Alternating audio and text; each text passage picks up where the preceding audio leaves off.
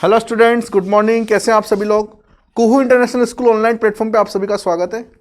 हम लोग जो है इलेक्ट्रोकेमिस्ट्री चैप्टर पढ़ रहे थे, विद्युत रासायनिक, और उसके अंदर हम लोग जो है विद्युत रसायन पढ़ रहे थे। उसके अंदर कल तक हम लोगों ने जो है सारे सांद्र सेल के बारे में पढ़ लिया था, क्वेश्चंस भी किए थे। अब वो चीज़ आपकी आगे बढ़ चुकी है। अब हम लोग देखेंगे विद्युत रासायनिक श्रेणी, है ना। इसमें सबसे इंपॉर्टेंट पार्ट ये है कि आपको विद्युत रासायनिक श्रेणी पढ़ना आना चाहिए, है ना। क्वेश्चन करना तो बात की बात है, आपको सबसे पहले इसको पढ़ना आना चाहिए। बच्चे क्या करते हैं, जैसे इतनी लंबी पूरे पेज की सारणी देखते हैं, बस खत्म वहीं, आगे पढ़ते ही नहीं है उसको। लेकिन इस पूरे चैप्टर में सबसे इजी क्वेश्चन अगर कहीं से आते हैं तो विद्युत रासायनिक श्रेणी से आते हैं। कुछ ही नहीं करते, आपको डेटा पहचानना आ जाना चाहिए, है ना। उसका आपको जो वहाँ पर ई नोट की जो वैल्यू दी हुई है, जो संख्याएं दी हुई है, मान दिए हुए हैं, अगर वो समझ में आ गए, क्वेश्चन ऐसे टिक करोगे आप बिना पेन चलाए, ठीक है। और उसके लिए मैं बैठा हूँ आपको समझाने के लिए। तो देख के घबराना नहीं है उसको, है ना। कल भी मैंने आपको बोला था कि जो विद्युत रासायनिक श्रेणी है वो आपको देख के आनी है ना। एनसीईआरटी में है वो। अब कुछ बुक्स के अंदर विद्युत रासायनिक श्रेणी को उल्टा कर दिया जाता है, नीचे को ऊपर, ऊपर के नीचे। हमें ये ध्यान रखना है, वो विद्युत रासायनिक श्रेणी आप पढ़ो जिसके अंदर लिथियम ऊपर हो और फ्लोरीन सबसे नीचे हो, है ना। सबसे ऊपर की तरफ क्या होना चाहिए, वहां पर मैं आपको दिखा देता हूं एक बार। ऊपर की तरफ क्या होना चाहिए, लिथियम होना चाहिए, ठीक है। और ये है यहां पर इलेक्ट्रोड अभिक्रिया है, ये तत्व एलिमेंट सारे, ये इसके ई नोट वोल्टेज में मान विभव, क्लियर। ये मानक विभव जो है वो दिए हुए हैं। अभिक्रिया के द्वारा आपको पहचाना है कि मानक विभव कौन सा है, अपचयन वाला है कि ऑक्सीकरण वाला है, ठीक है। वो बात की बात है। सबसे पहले आपको देखना है ये रासायनिक श्रेणी होती क्या है ना। तो विद्युत रासायनिक श्रेणी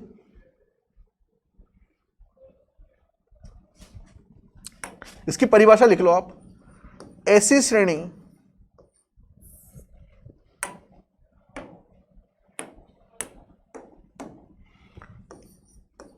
श्रेणी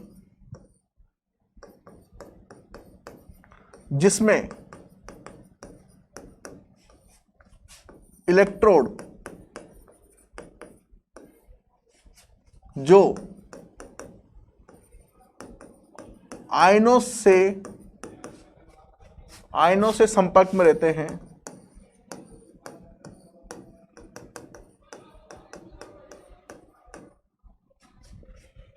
जिनके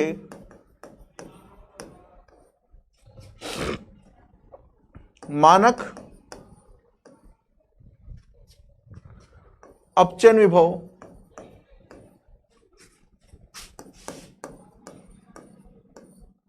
तथा या मानक ऑक्सीकरण विभव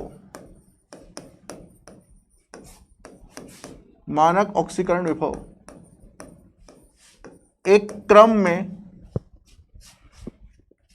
में संयोजित हो,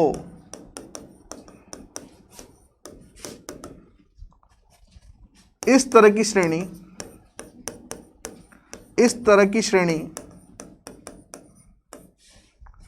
रासायनिक श्रेणी कहलाती है। इस तरह की श्रेणी रासायनिक श्रेणी कहलाती है। विद्युत रासायनिक श्रेणी कहलाती है, ठीक है। सक्रियता क्रम भी बोलते हैं, क्या बोलते हैं, सक्रियता क्रम, है ना। सक्रियता श्रेणी भी बोलते हैं इसको। रिएक्टिविटी सीरीज याद होगा आपको, तो सक्रियता श्रेणी बोल सकते हैं, विद्युत रासायनिक श्रेणी बोलते हैं, ठीक है। तो ऐसी श्रेणी जिसके अंदर जितने भी इलेक्ट्रोड है, अब आपने देखा होगा जितने बीकर हम लोगों ने लिए, इलेक्ट्रोड को एक विलेन में डाला जिसमें आयन होते हैं, ठीक है। उन आयन के साथ में कांटेक्ट में रहता है, जैसे कॉपर था, कॉपर +2 आयन के साथ में कांटेक्ट में था, ठीक है, उसके साथ में जुड़ा हुआ था। उसी तरीके से जिंक लिया था, जिंक +2 आयन के साथ में कांटेक्ट में था। सिल्वर था तो सिल्वर प्लस आयन के साथ में कांटेक्ट में था, ठीक है। H2 जो तार लिया था हम लोगों ने, प्लेटिनम तार, ध्यान करो वो, है ना। तो वो भी किसके संपर्क में था, H+ आयन के संपर्क में था। तो अगर ऐसे इलेक्ट्रोड जो उनके आयन के संपर्क में हो, जिनके क्रमागत, उन सभी तत्वों के क्रमागत जो है आपको SRP मानक अपचयन विभव या मानक ऑक्सीकरण विभव दिए हुए हों, ठीक है, तो उसी श्रेणी को हम लोग क्या बोलते हैं, विद्युत रासायनिक श्रेणी। ये तो इसकी परिभाषा है ना। इसके अंदर सबसे इंपॉर्टेंट पार्ट होता है इस विद्युत रासायनिक श्रेणी को पढ़ना कैसे आपको, है ना। तो आई होप कि आपने डेफिनेशन लिख ली होगी, मैं इसको साफ करने वाला हूं, स्क्रीनशॉट ले लीजिए इसका, ठीक है।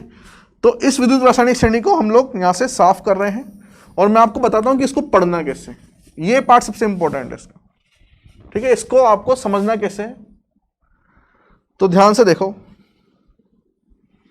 ये आपके पास में विद्युत रासायनिक श्रेणी है यहां पर, जिसके अंदर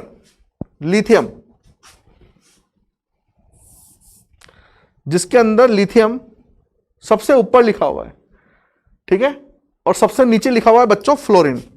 सबसे ऊपर लिखा हुआ है लिथियम और सबसे नीचे लिखा हुआ है फ्लोरीन F2। क्लियर। अब देखो ऊपर से नीचे आते वक्त ये क्या हमें बता रहा है, ये विद्युत रासायनिक श्रेणी हमें क्या क्या चीजें बता रही है, वो आपको ध्यान से देखना है ना। ऊपर से नीचे आते वक्त इस तरीके से एरो लिख रहा हूं मैं, ऊपर से नीचे आते वक्त, ठीक है, ऊपर से नीचे आते वक्त ये ध्यान रखना है आपको। ऊपर से नीचे आते वक्त मानक अपचयन विभव, इसको आप SRP बोलते थे शॉर्ट में, याद करो, ठीक है। तो ऊपर से नीचे आते वक्त SRP मानक अपचयन विभव का मान बढ़ता है, ये सबसे इंपॉर्टेंट लाइन है, सबसे इंपॉर्टेंट, बढ़ता है। अगर ये चीज आपको याद रहोगी, ऐसी श्रेणी जिसमें लिथियम ऊपर ही ऊपर है और फ्लोरीन नीचे नीचे है, तो ऐसी श्रेणी के अंदर मानक अपचयन विभव का मान ऊपर से नीचे आने पर बढ़ता है, SRP इंक्रीज होता है, ठीक है। तो SRP यहां पे क्या होगा, इंक्रीज होगा SRP ऊपर से नीचे आते वक्त, टॉप टू बॉटम। क्लियर। अगर SRP का मान ऊपर से नीचे आते वक्त बढ़ता है तो कौन सी चीज कम होगी, ऑब्वियसली बात है ऊपर से नीचे आते वक्त मानक ऑक्सीकरण विभव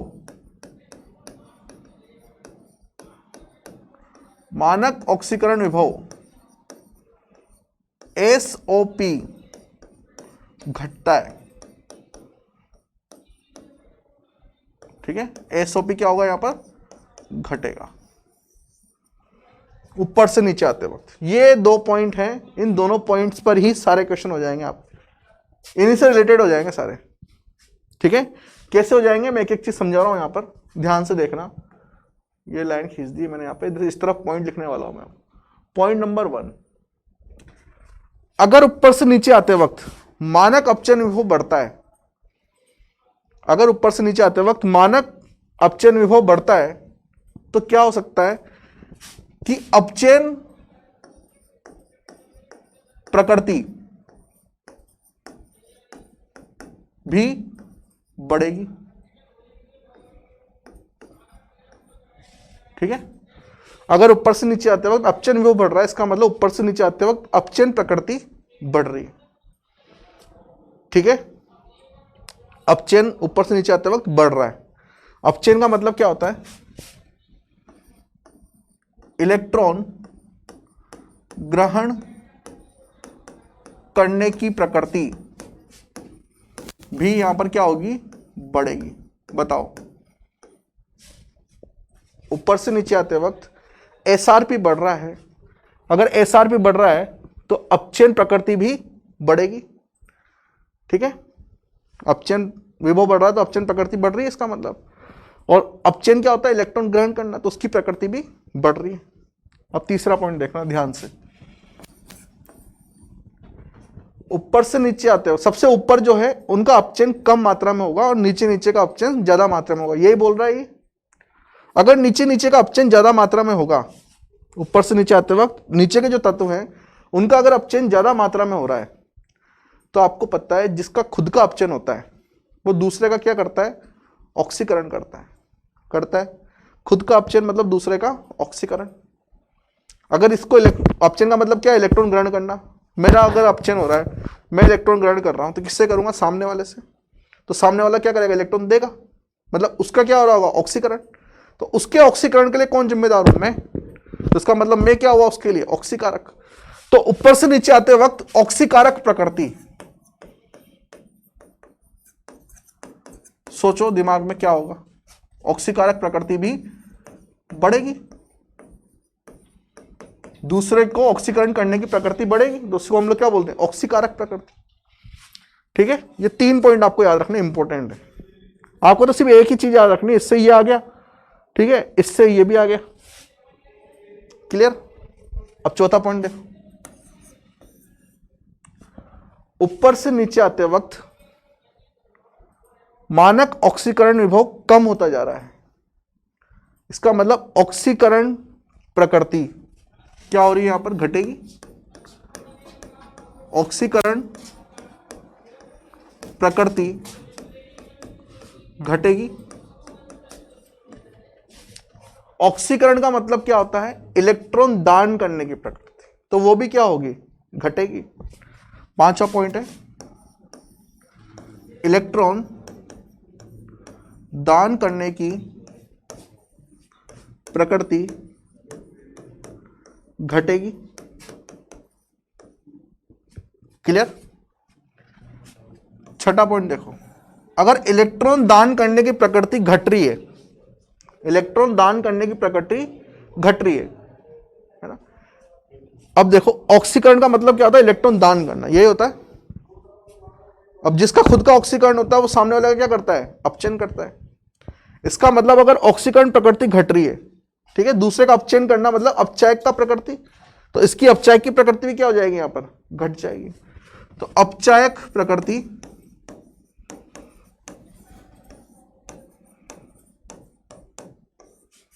घटेगी, मतलब अपचयन करने की प्रकृति इसकी घटेगी, सॉरी ऑक्सीकरण प्रकृति घटेगी, अपचायक प्रकृति इसकी घटेगी। ठीक है, तो अगर आपसे पूछा जाए यहां पर ऊपर से नीचे आते वक्त जो धातु लिखी हुई है, तो सबसे अच्छी अपचायक धातु कहां पर होगी? अगर अपचायक की प्रकृति ऊपर से नीचे आते वक्त घट रही है तो सबसे अच्छी अपचायक की प्रकृति कहां होगी? ऊपर ही ऊपर। तो सबसे अच्छी अपचायक धातु कौन सी होगी? वो ये होगी, लिथियम प्लस। सबसे अच्छी अपचायक धातु कौन सी होगी? लिथियम। क्लियर? इस टाइप से क्वेश्चंस आते हैं, है ना? आपसे बोला जाए कि बताओ हेलोजन के अंदर सबसे अच्छा ऑक्सीकरण किसका होगा? ठीक है, सबसे अच्छी ऑक्सीकरण प्रकृति किसके पास में होगी? सबसे अच्छी अपचायक प्रकृति किसके पास में होगी? ये ऐसे क्वेश्चन पूछे जाते हैं। तो वो सिर्फ किससे देख के बता सकते हो आप? यहां पर जो वैल्यूज हैं, ये वैल्यूज दी जाएंगी आपको, इनको देख के आपको बताना है। मान लीजिए आपको 4 वैल्यू दी गई है, ई नोट करके, और आपसे बोला गया बताओ इसमें सबसे अच्छा अपचायक कौन सा होगा? सबसे अच्छा इसके अंदर जो है ऑक्सीकरण किसका होगा? इस तरीके से आपको क्वेश्चन दे सकते हैं। ठीक है, क्वेश्चन भी करेंगे। 7वां पॉइंट है यहां पर, इलेक्ट्रॉन दान करने की प्रवृत्ति घट रही है। धातु की जो प्रकृति होती है ना बच्चों, वो इलेक्ट्रॉन दान करने की होती है। ठीक है, धातु क्या करते हैं? अच्छे तरीके से इलेक्ट्रॉन दान कर सकते हैं। विद्युत धनात्मक प्रकृति होती है, याद होगा आपको, इलेक्ट्रोपॉजिटिव, है ना? धातु जो होते हैं विद्युत धनात्मक होते हैं, उनको इलेक्ट्रॉन दान करने की प्रकृति होती है, अच्छे से इलेक्ट्रॉन दान कर सकते हैं। तो अगर ऊपर से नीचे आने पर इलेक्ट्रॉन दान करने की प्रकृति घट रही है, इसका मतलब धातु प्रकृति भी यहां पर क्या होगी? घटेगी। ठीक है, तो धात्विक प्रकृति, धात्विक प्रकृति भी घटेगी। ठीक है, ऊपर से नीचे आते वक्त धात्विक प्रकृति भी घटेगी। ये सारे पॉइंट्स आपको याद रखने हैं। क्लियर? आई होप कि आपको ये चीज समझ में आए होगी, है ना? इसका आप स्क्रीनशॉट ले लो, लिख लो। इसके बाद में फिर मैं आपको इनकी कुछ एप्लीकेशन बताऊंगा, कुछ क्वेश्चंस कराते हैं। ठीक है, तो आपको एसआरपी के मान देखकर ही सारी की सारी चीजें ध्यान में रखनी है ना? एसआरपी के मान देखकर ही आपको सारी की सारी चीजें ध्यान में रखनी है। क्लियर? तो अब ध्यान से देखो इसको। एसआरपी की वैल्यू अगर आप ध्यान से देखेंगे यहां पर, तो लिथियम इलेक्ट्रॉन लेकर लिथियम बना रहा है, वहां पर जो एसआरपी का मान है वो माइनस में है। ठीक है, अब जैसे जैसे एसआरपी का मान धनात्मक होता जाएगा, तो यहां पे लिखो आप एसआरपी का मान जितना धनात्मक होगा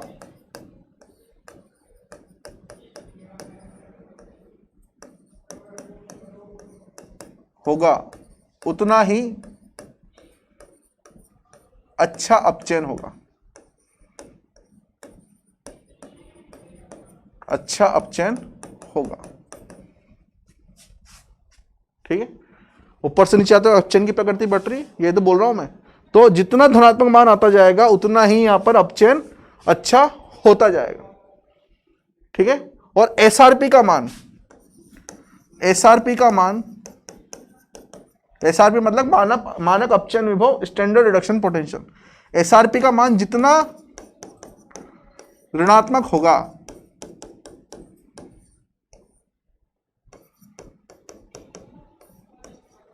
उतना ही अच्छा ऑक्सीकरण होगा। बताओ ये लाइन सही लिखी नहीं लिखी मैंने? ऊपर ही ऊपर एसआरपी का मान क्या है, सबसे कम है, माइनस में है। तो जितना ज्यादा ऋणात्मक होता जाएगा उतना ही वहां पे अच्छा क्या होता जा रहा है, ऑक्सीकरण होता जा रहा है, क्योंकि एसओपी की वैल्यू ऊपर से नीचे आने पर कम होती जा रही है, और एसओपी सबसे ऊपर जो होगा वो अच्छा होगा। ठीक है, तो इसी से रिलेटेड एक पॉइंट मैं यहां पे लिख रहा हूं कि पॉइंट है लिथियम सबसे अच्छा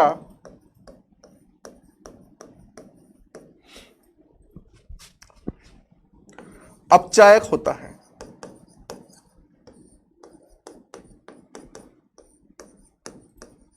लिथियम सबसे अच्छा अपचायक होता है। लिथियम, एक लाइन लिखना, लिथियम सभी, हाँ तो आप तो लिथियम ही कर लो, लिथियम सबसे अच्छा अपचायक होता है। इसके पीछे कारण क्या है? कारण यह है कि मानक अपचयन विभव जो है उसका सबसे कम होगा, इसका मतलब मानक ऑक्सीकरण विभव सबसे ज्यादा होगा। मानक ऑक्सीकरण विभव सबसे ज्यादा होगा तो इसका मतलब उसका जो ऑक्सीकरण है वो सबसे अच्छा होगा, और जिसका ऑक्सीकरण सबसे अच्छा होता है वो सबसे अच्छा अपचायक होता है। क्लियर? ये पॉइंट आपको याद रखना है। ठीक है, अब इसी क्वेश्चन को आप लोग केमिकल बॉन्डिंग में भी पढ़ चुके हो लास्ट ईयर। याद करो जब हम लोगों ने जल योजन ऊर्जा पढ़ाई थी, जल योजन ऊर्जा पढ़ाते वक्त हम लोगों ने देखा था कि जिसका जल योजन ऊर्जा सबसे अच्छी होती है, इसकी जल योजन ऊर्जा सबसे अच्छी जिसकी होती है वो अच्छा अपचायक हो सकता है। ठीक है, तो जल योजन ऊर्जा का मतलब ये होता है कि अपने चारों तरफ जो है जल के अणु के साथ घेर जाना, है ना, उसमें जितनी ऊर्जा बाहर निकलती है। तो जो लिथियम है वो सबसे छोटा होता है, तो जिसकी साइज सबसे छोटी होगी उसकी जल योजन ऊर्जा का मान उतना ही ज्यादा होगा। तो यहां पर जो लिथियम है वो आकार में जो है सबसे छोटा होता है, आकार में बहुत छोटा होता है, जिसकी वजह से उसकी जल योजन ऊर्जा का मान ज्यादा हो जाता है, ज्यादा ऊर्जा बाहर निकलती है, इसका मतलब ज्यादा ये अच्छा अपचायक हो सकता है। क्लियर? सॉरी। तो इस तरीके से हम लोगों को क्वेश्चंस करने, यही क्वेश्चंस आने वाले हैं। अब जैसे इसी को आप ध्यान से देखो, अगर इसी सीरीज को आप ध्यान से देखोगे रासायनिक श्रेणी को, तो यहां पे आपको पता लगेगा कि फ्लोरीन जो है सबसे नीचे नीचे, देखो ध्यान से बुक के अंदर आपके पास में होगी, फ्लोरीन जो है सबसे नीचे ही नीचे है, फ्लोरीन जो है सबसे नीचे नीचे बच्चों देखो, फ्लोरीन F2। तो दूसरा पॉइंट आपको यहां पे यही लिखना है, F2 फ्लोरीन सबसे अच्छा ऑक्सीकारक होता है। अच्छा लिख लो, F2 सभी हेलोजन में अच्छा ऑक्सीकारक होता है। ठीक है, F2 ये रहा। ठीक है, उसके ऊपर यहाँ पे आप आओगे तो ये Cl2 रहा, फिर ऊपर आओगे तो ये Br2 रहा, और ऊपर आओगे तो ये I2 रहा, है ना। तो सबसे नीचे नीचे जो है वो अच्छा ऑक्सीकारक है। तो सबसे अच्छा फ्लोरीन हुआ, फिर क्लोरीन हुआ, फिर ब्रोमीन हुआ, फिर आयोडीन हुआ। तो F2, Cl2, Br2 और I2, इस तरीके से ये क्वेश्चन रहा। एक और अगला देखो, अगर आप यहां पे ध्यान से देखो तो आपको एक चीज दिखाई देगी यहां पर, ये बताने के लिए सिर्फ इतना बड़ा किया है मैंने। ये मैग्नीज की रिएक्शन दिखी हुई यहां पे, MnO4 आयन आयन, ठीक है। ये मैग्नीज की रिएक्शन लिखी हुई यहां पे, MnO4 माइनस आयन क्या कर रहा है, 5 इलेक्ट्रॉन ग्रहण कर रहा है। और यहां पर ये दूसरी रिएक्शन लिखी हुई है क्रोमियम वाली, ध्यान से देखो, Cr2O7 2 माइनस आयन 6 इलेक्ट्रॉन ग्रहण कर रहा है। हमने बताया जितनी ज्यादा SrP का मान होता जाएगा, SrP जितना ज्यादा धनात्मक होगा उतना ही वहां पर अपचेन जो है वो अच्छा होगा, और उतना ही वहां पर जो ऑक्सीकारक प्रकृति है वो बढ़ेगी। बताओ ऑक्सीकारक प्रकृति क्या होगी, वहां पर बढ़ेगी, ये चीज बताई। अब सबसे अच्छा यहां पे ऑक्सीकारक कौन होगा, MnO4 माइनस आयन और Cr2O7 2 माइनस आयन में, बताओ। तो तीसरा पॉइंट जो है यही लिखेंगे हम लोग कि MnO4 minus ion Cr2O7 2 minus ion से अच्छा ऑक्सीकारक होता है।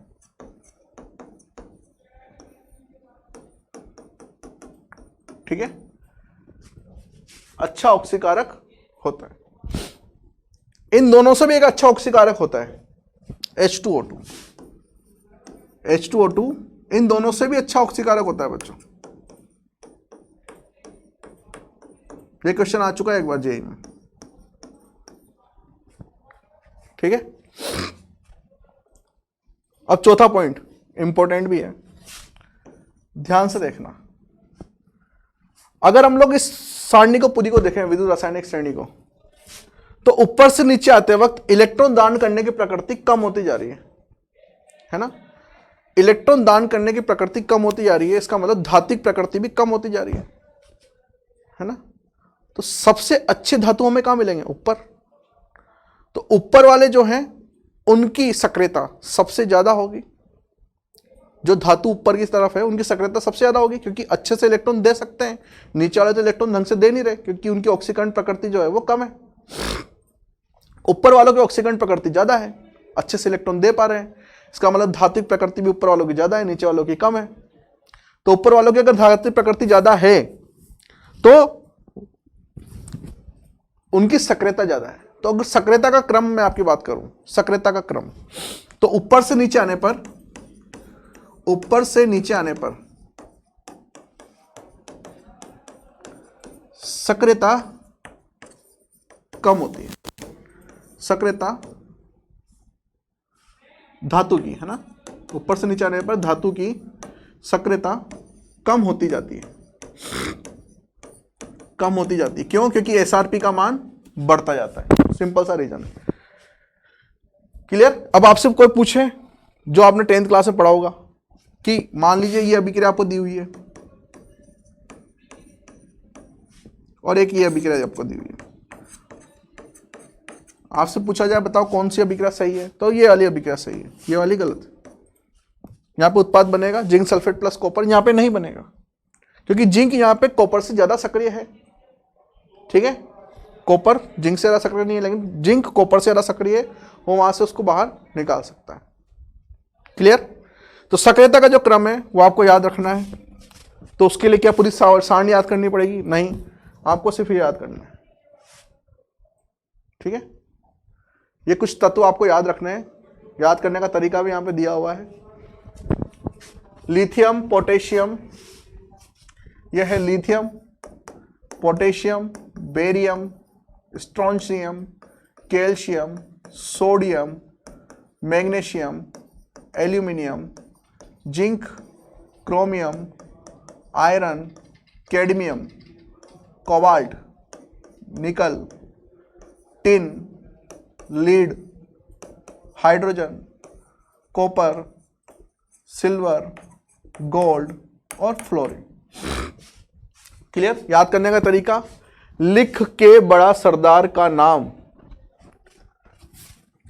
मैगी, अली जाकर फेंको। लिखकर बड़े सरदार का नाम, मैगी, अली, जाकर फेंको। सीढ़ी कोई नहीं जिस सीढ़ी में, सुंदर प्यारा जो है क्यूट और पहनता है चांदी सोना फॉरएवर। इस तरीके से आपको याद करना है, ठीक है। लेकिन ये आपको याद करनी है रिएक्टिविटी सीरीज, कौन किससे ज्यादा सक्रिय है, कौन किसको वहां से डिस्प्लेस कर सकता है ना। तो ये आपको याद करना है। जैसे कॉपर सल्फेट में से जिंक जो है कॉपर को हटा सकता है, विस्थापित कर सकता है, तो यहां पर कौन किसको विस्थापित कर सकता है, उसके लिए आपको ये सीरीज याद करनी पड़ेगी, ठीक है। मैं आपको बड़ी सीरीज याद करने को तो बोल नहीं रहा, उससे हमारा मतलब भी नहीं, इससे आपका मतलब हो जाएगा, ठीक है।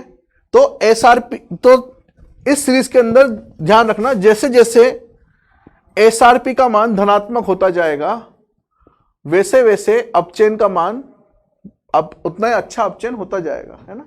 इन्हीं पे बेस्ट कल क्वेश्चन दे करेंगे हम लोग। ये सारे पॉइंट आपने लिख लिए होंगे, ये रिएक्टिविटी सीरीज आपको याद कर लेनी है ये वाली, ठीक है।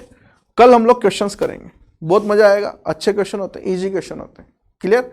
आज के लिए इतना रखते हैं बच्चों, कल फिर मिलते हैं। Thank you very much.